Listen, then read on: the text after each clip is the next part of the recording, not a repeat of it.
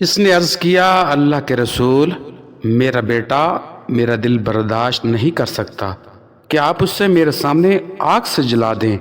آپ نے فرمایا، ام القمہ، اللہ کا عذاب زیادہ شدید اور باقی رہنے والا ہے۔ بسم اللہ الرحمن الرحیم۔ السلام علیکم ورحمۃ اللہ وبرکاتہ۔ نبی صلی اللہ علیہ وآلہ وسلم کے دور میں علقمہ نامی ایک نوجوان تھا۔ وہ نماز، روزے اور صدقے کے بارے میں اللہ تعالیٰ کی بہت اطاعت کرتا تھا۔ پس وہ بیمار ہو گیا اور اس کا مرض شدت اختیار کر گیا، تو اس کی عورت نے رسول اللہ صلی اللہ علیہ وآلہ وسلم کی طرف پیغام بھیجا کہ میرا خامن علقمہ نزع کے عالم میں ہے، اس لیے اللہ کے رسول، میں نے اس کے متعلق آپ کو بتانے کا ارادہ کیا۔ پس نبی صلی اللہ علیہ وآلہ وسلم نے عمار، صہیب اور بلال رضی اللہ تعالیٰ عنہ کو بھیجا اور فرمایا، اس کے پاس جاؤ اور اسے کلمہ شہادت کی تلقین کرو۔ پس وہ اس کی طرف چل دیے۔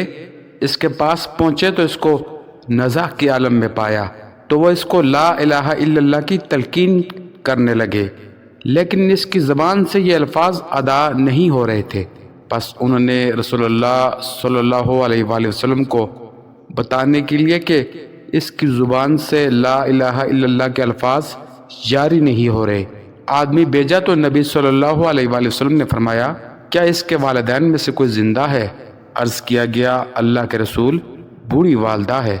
رسول اللہ صلی اللہ علیہ وآلہ وسلم نے اس کی طرف پیغام بھیجا اور قاصد سے فرمایا، اس سے کہنا اگر وہ رسول اللہ صلی اللہ علیہ وآلہ وسلم کی طرف جانے کی قدرت رکھتی ہے تو ٹھیک، ورنہ وہ گھر میں رہے حتیٰ کہ وہ خود آپ کے پاس تشریف لے آتے ہیں۔ راوی بیان کرتے ہیں کہ قاصد اس کے پاس آیا اور رسول اللہ صلی اللہ علیہ وآلہ وسلم کا فرمان اس سے بتایا تو اس نے کہا، میری جان ان پر قربان ہو، ان کی خدمت میں جانا میرا زیادہ حق ہے۔ پس وہ لاٹھی کے سہارے رسول اللہ صلی اللہ علیہ وآلہ وسلم کی خدمت میں حاضر ہوئی۔ سلام کیا تو آپ صلی اللہ علیہ وآلہ وسلم نے سلام کا جواب دیا اور اس سے فرمایا، ام القمہ، مجھ سے سچی بات کرنا، اگر تم نے جھوٹ بولا تو اللہ تعالیٰ کی طرف سے مجھے وحی آ جائے گی۔ تیرے بیٹے علقمہ کا کیا حال ہے؟ اس نے عرض کیا، اللہ کے رسول، بہت زیادہ نمازیں پڑھنے والا، بہت زیادہ روزے رکھنے والا اور بہت زیادہ صدقہ کرنے والا۔ رسول اللہ صلی اللہ علیہ وآلہ وسلم نے فرمایا، تمہارا کیا حال ہے؟ اس نے عرض کیا، اللہ کے رسول، میں اس سے ناراض ہوں۔ آپ نے پوچھا، کیوں؟ اس نے عرض کیا، اللہ کے رسول، وہ اپنی بیوی کو ترجیح دیتا تھا اور میری نافرمانی کیا کرتا تھا۔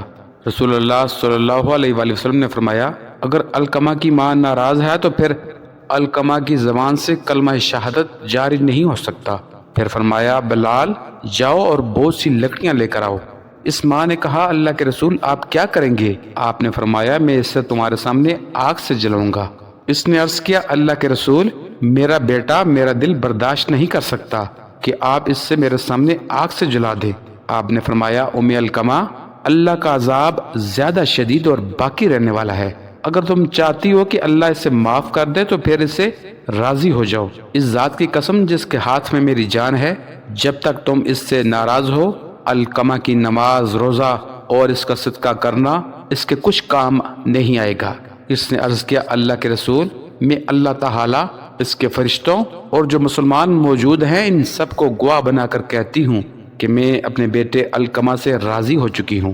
رسول اللہ صلی اللہ علیہ وآلہ وسلم نے فرمایا، بلال، اس کے پاس جاؤ اور دیکھو کیا وہ لا الہ الا اللہ کا اقرار کرنے کی استطاعت رکھتا ہے یا نہیں۔ ممکن ہے ام علقمہ نے مجھ سے حیا کرتے ہوئے منہ سے تو کہہ دیا ہو، جبکہ اس کی دلی کیفیت یہ نہ ہو۔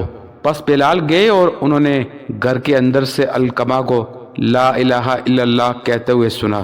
پس بلال آئے اور کہا، لوگو سن لو، علقمہ کی ماں کی ناراضی نے اس کی زبان کو کلمہ شہادت کہنے سے روک رکھا تھا اور اس کی رضامندی نے اس کی زبان کو اس رکاوٹ سے آزاد کر دیا۔ پھر علقمہ اس روز وفات پا گئے۔ رسول اللہ صلی اللہ علیہ وآلہ وسلم تشریف لائے۔ آپ نے اس کے غسل اور کفن کا حکم فرمایا، پھر اس کی نماز جنازہ پڑھائی اور اس کے تدفین کے وقت موجود رہے۔ پھر آپ اس کی قبر کے کنارے کھڑے ہوئے اور فرمایا، مہاجرین اور انصار کے گروہ، جو شخص اپنی بیوی کو اپنی ماں پر فضیلت و ترجیح دے تو اس پر اللہ، فرشتوں اور تمام انسانوں کی لعنت ہو۔ جب تک وہ اللہ عز و جل کے حضور توبہ نہ کرے اور اس ماں کے ساتھ حسن سلوک نہ کرے اور اس کی رضامندی حاصل نہ کرے تو اللہ اس کا نہ کوئی فرض قبول کرتا ہے نہ نفل۔ سن لو، اللہ کی رضا اس کی رضا میں ہے اور اللہ کی ناراضی اس کی ناراضی میں ہے۔ پس ہم اللہ تعالیٰ سے اس کی رضا کے اصول اور اس کی ناراضی سے بچنے کی درخواست کرتے ہیں، کیونکہ وہ بھی داتا اور شفیق مہربان ہے۔ اللہ تعالیٰ سے دعا ہے کہ اللہ پاک ہمیں والدین کی خدمت کی توفیق عطا فرمائے، آمین۔ ناظرین، کمنٹ باکس میں اللہ کے ناموں میں سے ایک نام لازمی لکھیے۔ جزاک اللہ۔